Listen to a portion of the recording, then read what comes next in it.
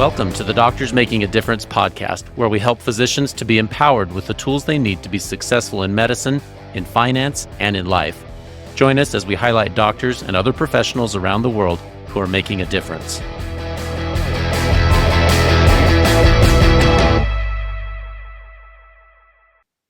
I often find myself wondering how I can show up as a whole person, ready to go, ready to take care of my patients, well-rested and ready for clinic or ER or the OR or wherever I may be working that day.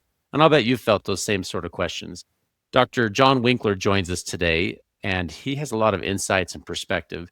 Those of you who have been podcast listeners for a while may remember that Dr. Winkler joined us on the June 4th, 2025 episode and described the difficult, harrowing experience he went through when he was in residency. And he still has some challenges in his life, but he has learned to manage stress and be able to show up in a way that is fulfilling and meaningful and helps him to be a better physician and better in all areas of his life. So I'm excited to share this episode with you, and I appreciate you listening. I would like to welcome Dr. John Winkler back to the podcast, a repeat customer. I really appreciate my friend John coming back for a second time. I reference the episode we released in June 4th of 2025. In that episode, Dr. Winkler talked a lot about his personal journey, some of the tragedy he went through in his personal life, and a lot of the development that came around that. And I really encourage you to go back and listen to that episode. John is a deep, caring individual who's in medicine despite a lot of adversity, and just pretty inspiring.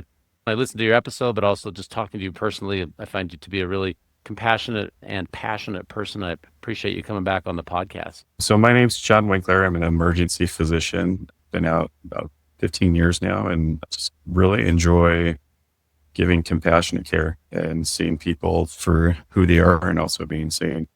There's a lot of really deep reasons why I stay in medicine, and a lot of my personal things that I've been through with family loss and struggles have really helped me at work. And then a lot of the things that I've been driven to study and do through peer support work have really helped me at home. And I think it is all something that I can show up for both at work and at home because of what I've been through. Yeah.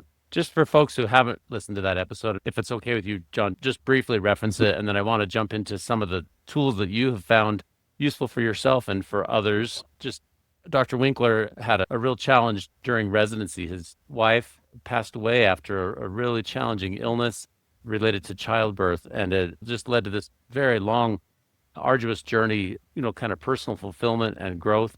And he has been able to turn that challenge into a strength. And so would you mind highlighting that just briefly so people can kind of understand that context where we're coming from? So right before I started my internship, my baby was about 10 weeks old. My wife had sudden onset fever, abdominal pain. No idea what it was at first. She went through an appendectomy. She went through a radical hysterectomy, and they found out it was toxic shock with a necrotizing uterine infection.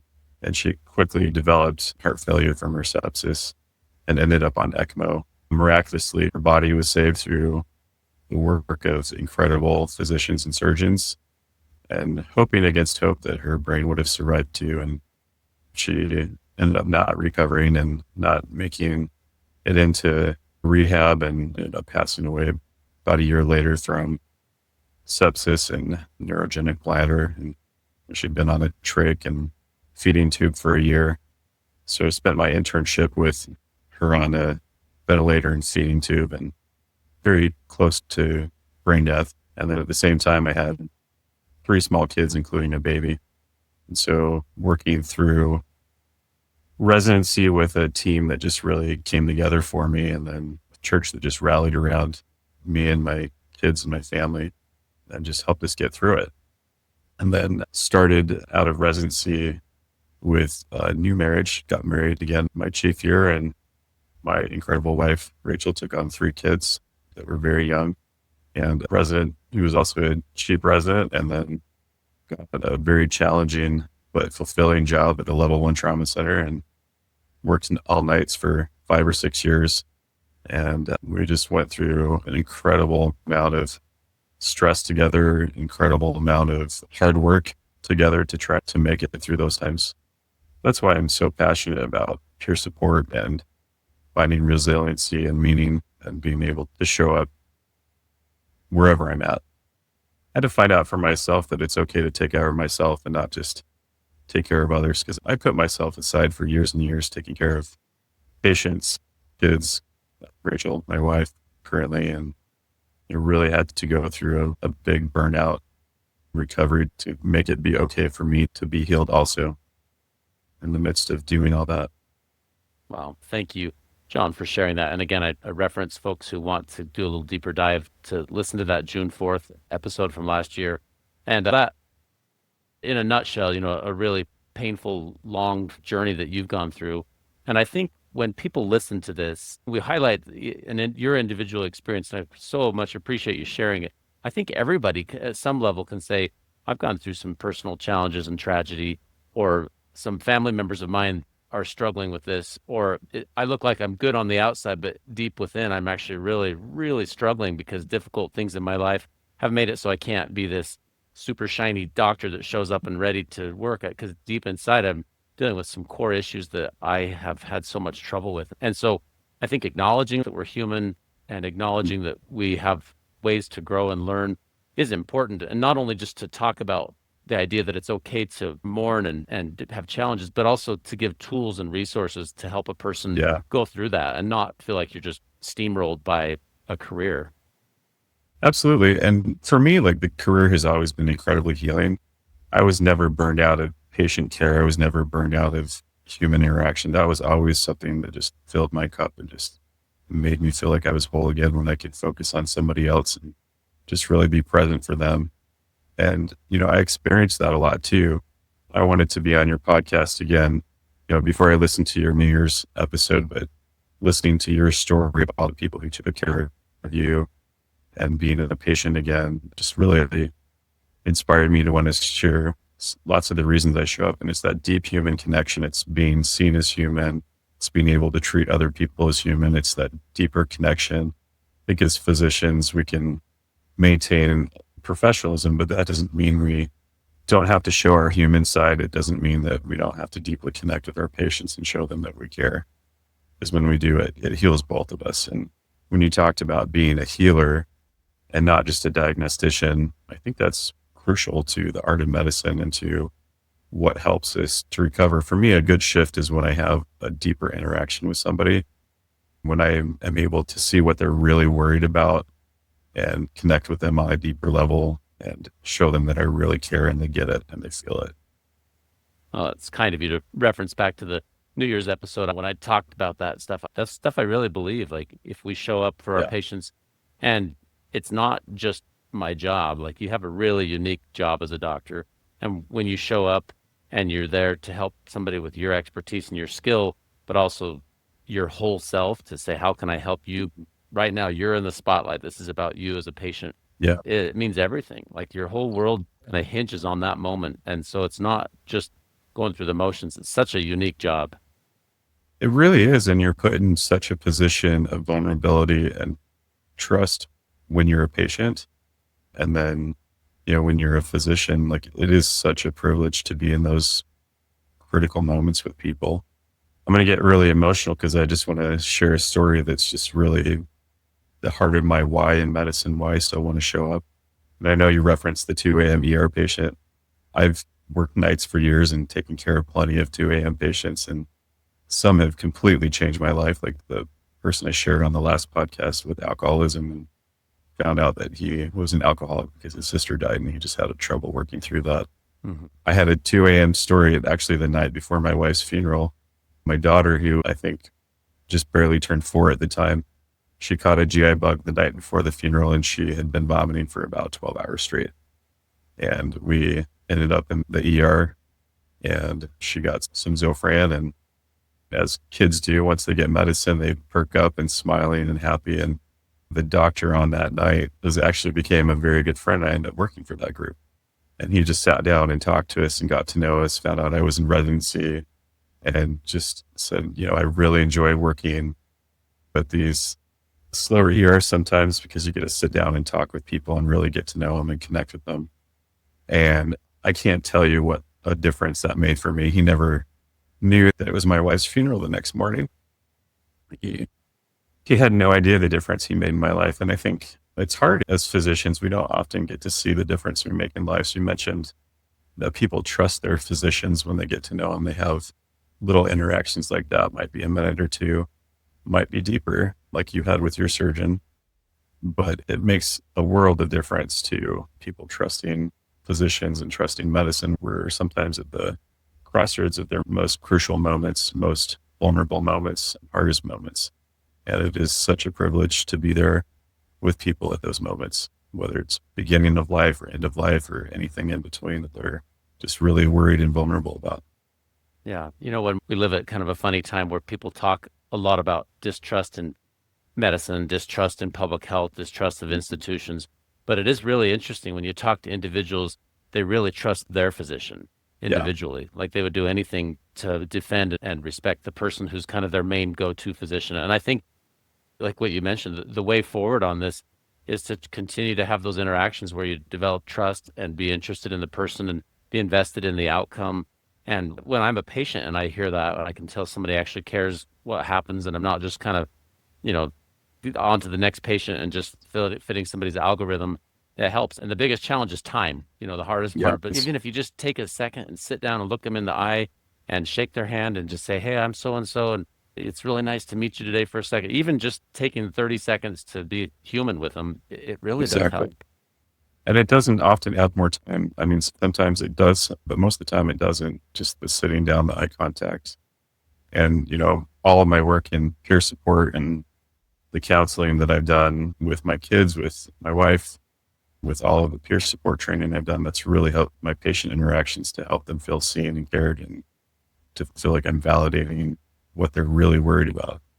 Yeah. We've all been in these cases, but I had one not too long ago where an individual came in, never met the person, it was through an ER setting, and it was kind of hard. It was really an end of life scenario, and the family and the individual, the patient, really had never thought about like end of life planning, and it's kind of hard to be thrust into that. And when you're in the ER, especially, you're in those situations.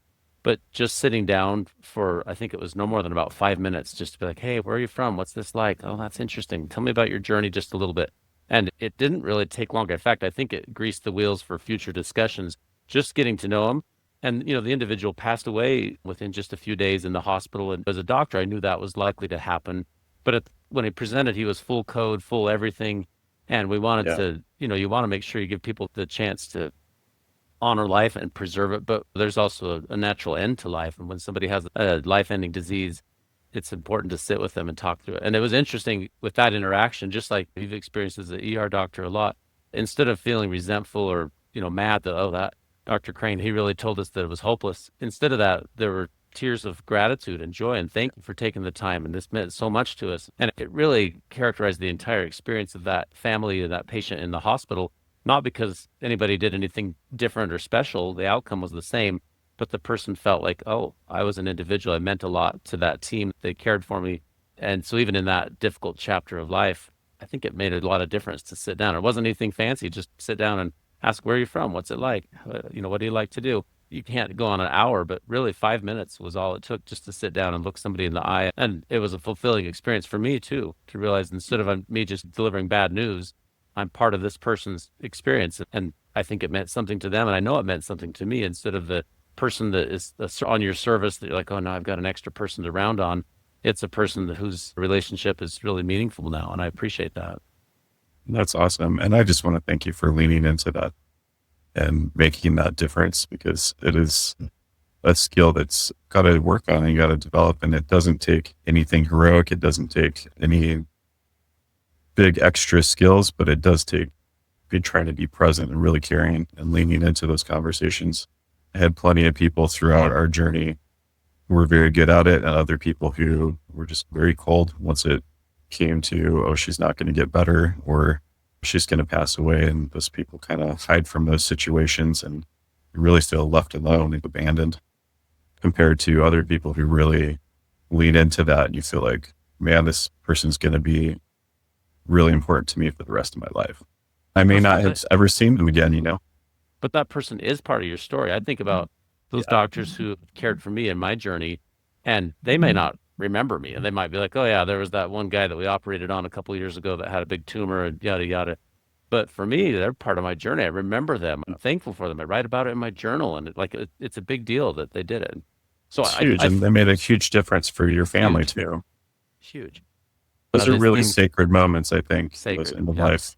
And it's just something that I feel very privileged to be about. To me, and that's, I liken the journey of medicine to climbing a summit. And those are some of the beautiful views with a lot of heartache and sorrow along the climb, and maybe a little bit of healing that comes from those views when you do lean into it and you don't turn away from the view. Yeah.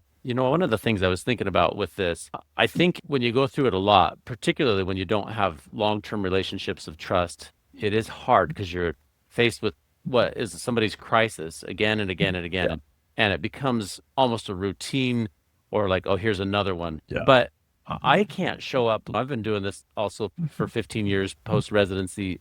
I can't do the level of compassion that described if I'm just exhausted and frustrated and if part of me is really broken. And so one of the things you've done is to teach not just the concept of, resilience, but actually how to go through these things and take the challenges of a career and your family and a life and instead of just being little parts of you to try to bring it into the whole picture to say I'm the same whole person when I show up here at work as I am when I'm with my family or I'm at my church or I'm with my community. You want to be able to say these parts of me complement one another and are helpful. And I'm not just play acting at work to try to be this nice person, but really I'm broken so deeply inside that I can't really feel genuine Yeah. compassion and I have to do all these things to pretend to actually care. You want to actually show up and care. And it takes a lot of emotional investment to do it. But I think that it's important to have the Yes. underpinnings of that so that when you do show up in all those areas of your life, you don't feel like you're strung out too thin. And I'm really interested to hear what you have taught on this and what have you found to be useful in your own life. My journey has really been kind of piecemeal. It's finding things that help me get healing in and outside of work, and also just leaning into those moments. When I lean into those moments with patience, I find healing. I am a deep believer that when you lean in and try to show your best self and you just let yourself receive compassion for other people, it heals you just as much as it heals them. That's something that's kind of a deep part of my why. I think it's messy. My journey and my meaning is not somebody else's. I found a lot of things that are really helpful to me that some other people may kind of just go past and may focus on something else that helps them more in that moment. And I think, we're different parts of our journey of what will help us. Something that I said to you before is the John and Julie Gottman's work on relationships. I've studied this my whole life. I was introduced it to an undergrad. The teacher was very focused on that because she was recently divorced and she wanted to convince everybody in the class, especially the young men in the class, to, learn to be good husbands and fathers and good in relationships. And it's something that I really took to heart of how to lean into relationships and not turn away and turn conflict into connection. And it's one thing to learn about it. It's another thing to practice it. It's really messy when you're put in difficult situations. Giving yourself some grace to work through those frustrations. I really got a lot into mindfulness, and mindfulness is something I struggled with at first because I thought it was just pretending everything was happy and blocking out the bad or the frustrating or the hard things and just letting yourself find your zen and showing up this perfect person. But it's really found out through a lot of counseling and coaching, it's not that. It's really leaning into the hard things and letting your mind and body process that in a way that you can learn to trust yourself to move forward and heal from that, and learn to trust your mind and your body to show up in those hard moments.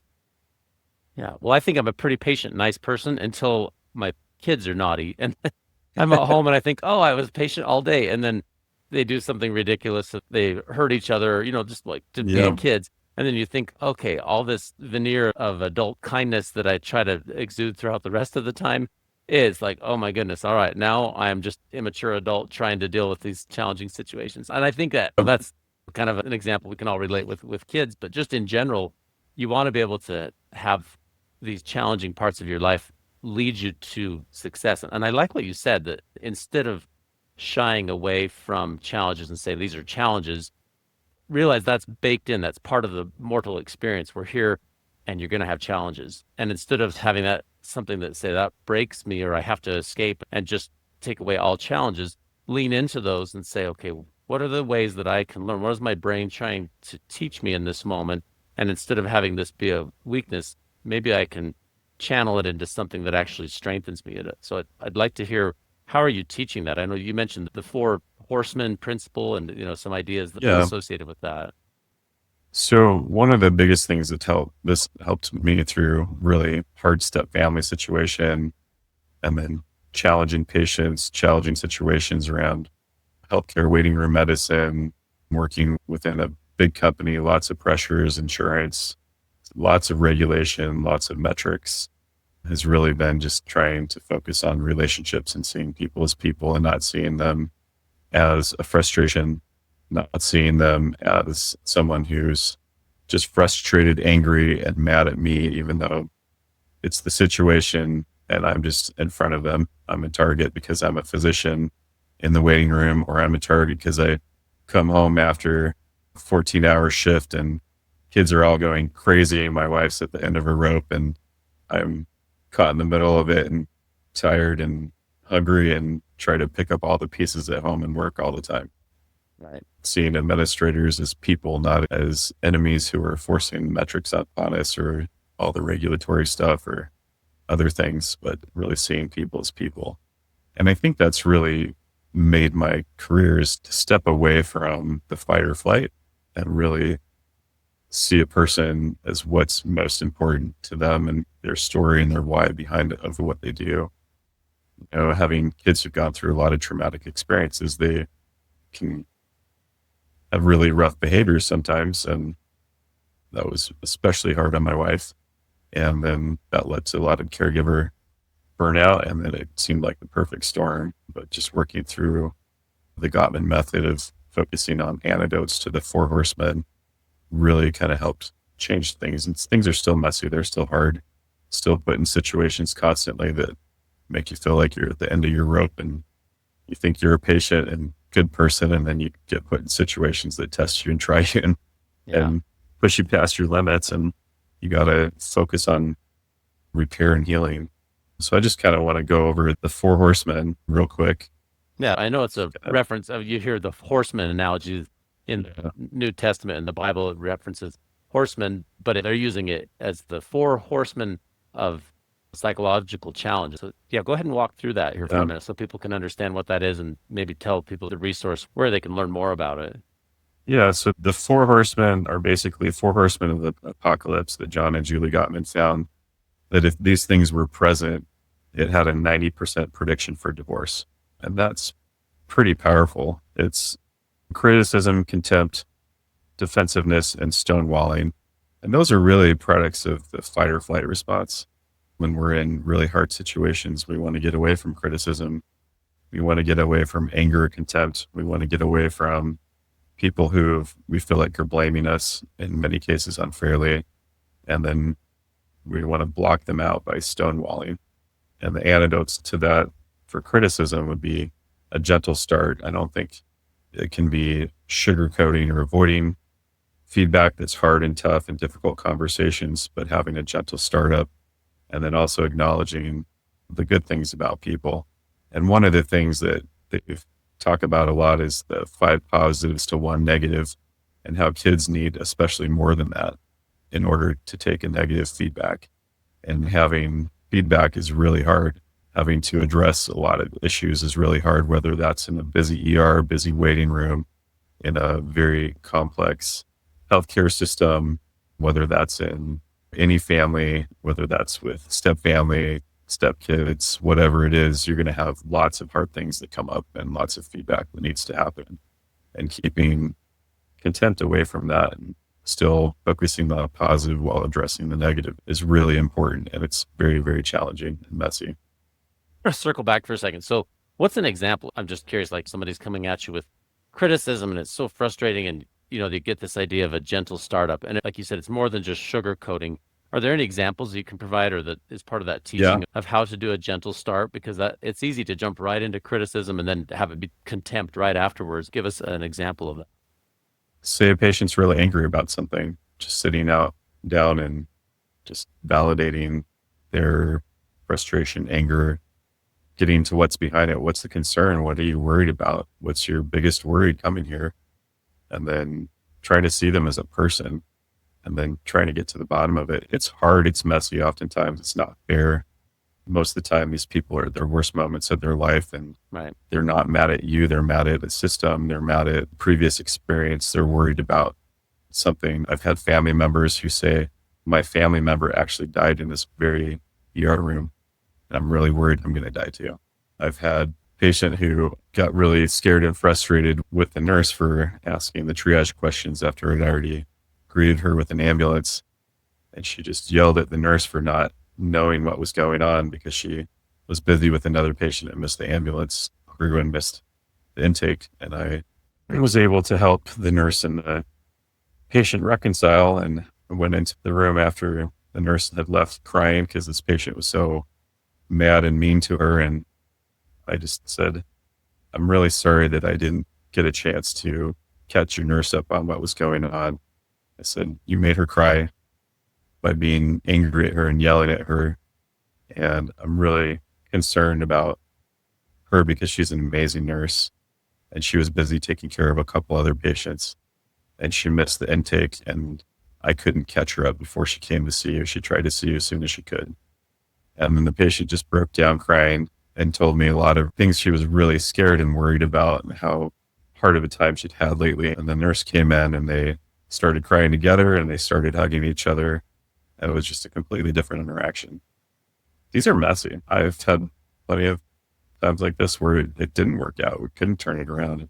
Patients seeking narcotics who were yelling at me, threatening me, saying they'll follow me home. And those are scary situations. And sometimes you try to de-escalate and you can't. And none of these ever justify violence against a doctor or a nurse. That's just never okay. I've never understood someone treating someone else badly because of what they're going through, but I can have compassion for what they're hurting, what they're worried about. Just like I can have a lot of compassion for my kids' history, what they've gone through, they've experienced in life. Same thing with my wife. My wife has a lot of kindness and compassion and patience for me with what I've been through, and I don't always show up the best. No, I appreciate you going through it. So just number one, you said for criticism, we meet it with a gentle Yeah. startup and then Or a restart. Yeah. And then yeah, contempt, you build a culture of appreciation. Like you said yeah. with that nurse, I That is really so appreciate this important. nurse. And this can really turn around not only an interaction between two people, but it can turn around an entire hospital system. For example, we squoze with metrics and waiting room medicine and lots of demands on meeting more and more metrics. Just get that feeling of moral injury of do more with less, do it faster, and do it in the waiting room without any resources. And then, getting to know administrators and trying to work on solutions together, realizing, hey, they have no way to fix this either, but they're doing their best around this or this. I remember being on a call with a CNO in the middle of COVID when half of the nurses left and people were so frustrated and angry. And he just broke down crying in the middle of the call and said, I am so sad that I can't get more nurses, and just kind of shared everything he'd been trying. And just really seeing that human side in our department really came together to support CNO and the associate CNO and trying to find solutions. And it was hard and messy doing waiting room medicine in the middle of COVID with lots of nurses who had left nursing or went on to travel medicine. Yeah. Another feature that I know is not part of this, but as I've worked in difficult situations with different frustrating administrative staff and those kind of things, one of the things that it seems to really help a lot is just communication and transparency. It sounds simple, but we've had administrators who were not transparent and were very like top end. We're going to do this. You need to know basis only on everything. And it didn't work very well. But we've had administrators who are very good and sat down with us and said, here's X, Y, and Z factors. And they would share like, here's the dollar amounts and here's the people, here's how many positions we need to fill. And what would you do? And instead of giving it opaque, just kind of glossing over kind of things like, well, you're easily replaceable, you're just the employees, and say they would paint the exact picture of this is what's going on, these are the solutions. How would you solve this problem? And it's really helpful to get a bunch of people in the same room, and instead of approaching it with criticism and contempt and defensiveness, it turned into a relationship of like, okay, well, that is a hard situation. What could we do on this? And get everybody kind of Yeah. thinking about it, and then you understand both sides of it instead of wanting to stonewall and silo and like nobody's going to break into my little world.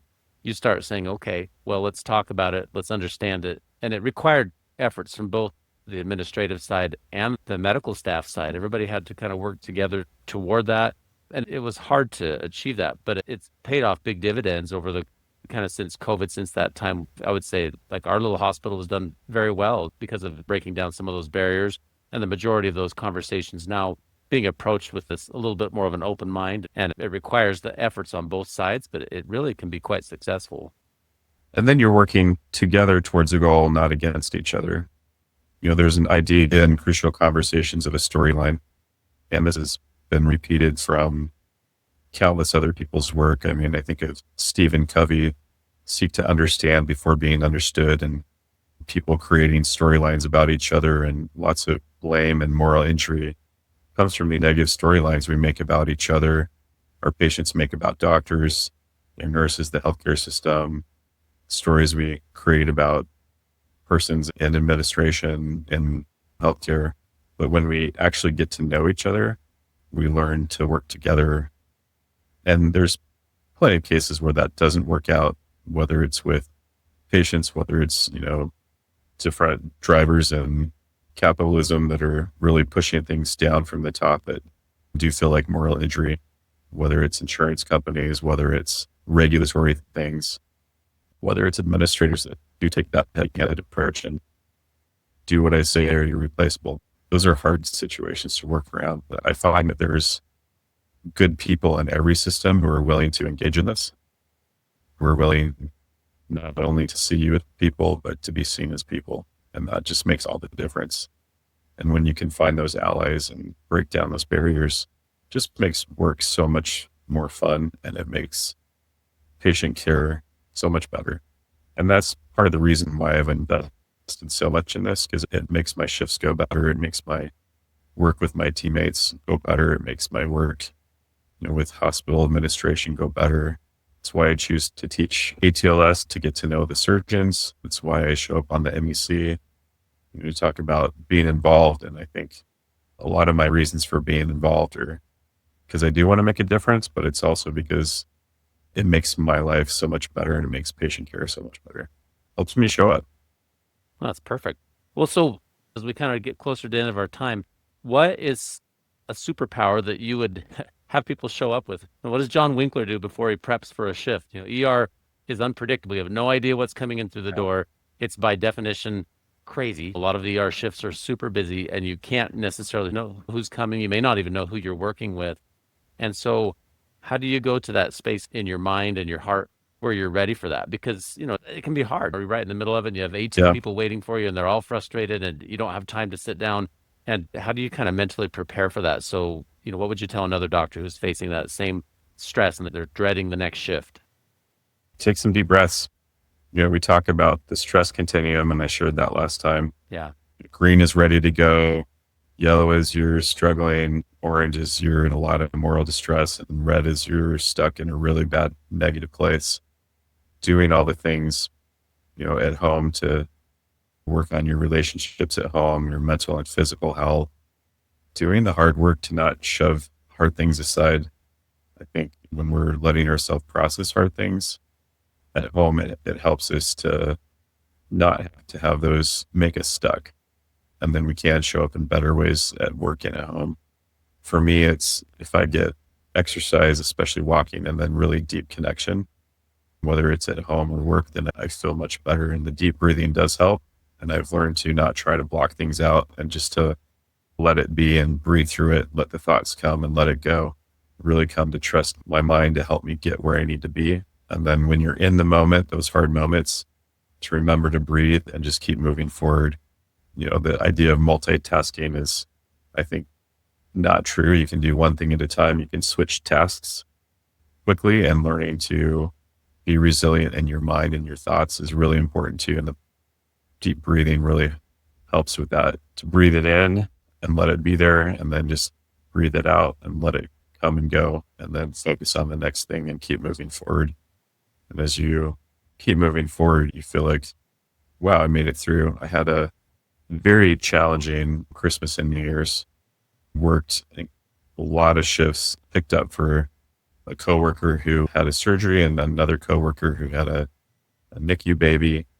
And then I think I worked, I don't know, all but 2 days over Christmas and New Year's for like a 14-day stretch. It was very challenging. Now I've got some time off and can recover, but we had a very busy 6-hour period where I saw more patients than I usually see in 2 shifts right after New Year's. And the staff just came together. The throughput was amazing. We had lots of people come down to the ER to help out, house supervisors and other people. And we were able to get through this. And then just coming back to that appreciation piece, I just wrote a Daisy Award recognition for one of the nurses, and just said how amazing she was at helping people and helping teams and mentoring people and triaging situations and helping move on to the next task and the next task, and just coming together as a team helps in those situations, I think, more than anything.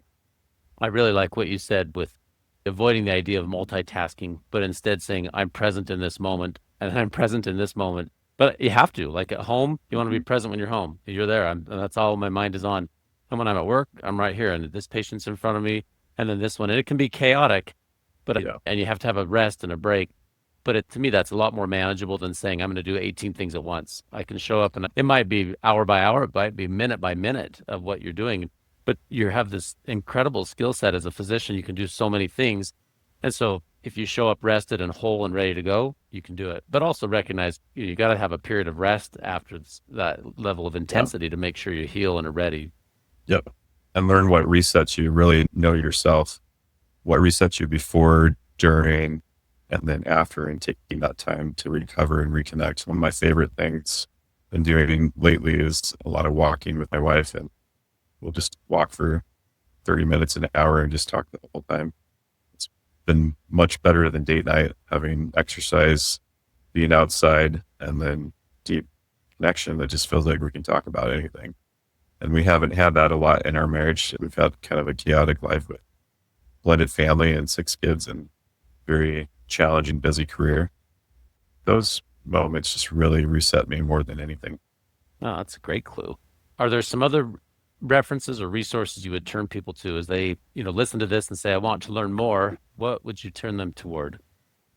Yeah, the thing that I'm really focused on right now is a lot of the crucial conversations around storylines and how do we work through those difficult moments and conversations. And then also a book called Upside to Stress. Kelly McGonigal's a PhD in health psychology, and she was teaching that stress is harmful to you and avoid stress at any cost for about 10 years. And then came across some research that showed that people who have a different mindset about stress are actually healthier and find more meaning in life when they lean into stress and find the things that really matter to them, and then change their situation or their mindset around a situation they can't change and move forward through it.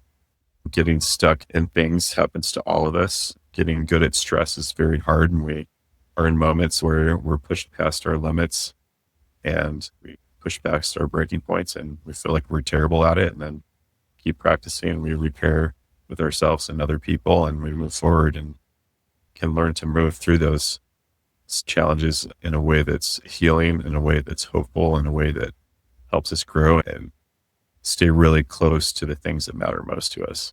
Yeah, wise words. And I appreciate you sharing, Dr. Winkler. Again, last year you came on and I felt like I walked away from the conversation having learned so much, and it gave me a lot to think about. And again, same thing. I would go forward from this saying, okay, I'm going to be able to put it all together and try to do a little bit better and find it inspiring. And I appreciate you taking the time to not only share your experience, but some insights of wisdom and pearls that you've kind of learned along the way. And it's more than just platitudes. It's what you're actually doing day by day. And I really appreciate you doing it. And anyway, keep in Thanks. touch.